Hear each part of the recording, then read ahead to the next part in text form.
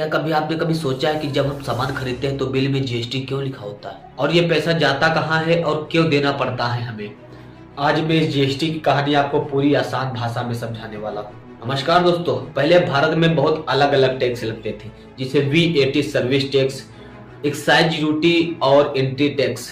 इससे जो ये होता था कि एक ही सामान पे बार बार टैक्स ले लिया जाता था। इससे सामान महंगा हो जाता था और व्यापार करना काफी मुश्किल हो जाता था। लेकिन 1 जुलाई 2017 को हमारे भारत में जीएसटी लागू किया गया। उस समय भारत के प्रधानमंत्री थे नरेंद्र मोदी। जीएसटी का पूरा नाम गुड्स एंड सर्विस टैक्स यानी वस्तु और सेवा कर। अब पूरे देश में एक ही टैक्स लागू हो गया, जिसे कहा गया है कि वन नेशन वन टैक्स। दोस्तों, जीएसटी 4 मुख्य दरों में लगती है, 5%, 12%, 18% और 28%। जीएसटी 3 प्रकार की होती है, CGST, SGST और IGST।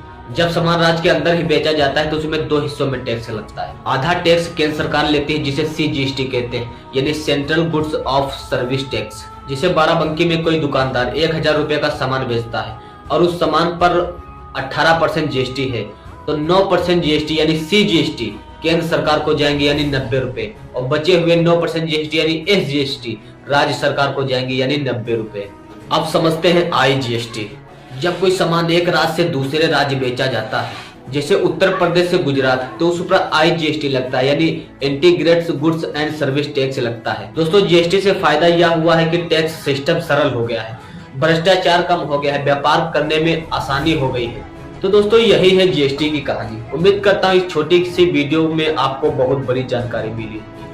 अगर आपको यह वीडियो अच्छी लगी तो कमेंट में जय हिंद FA जरूर लिख देना। फिर मिलते हैं कभी नेक्स्ट वीडियो में, तब तक के लिए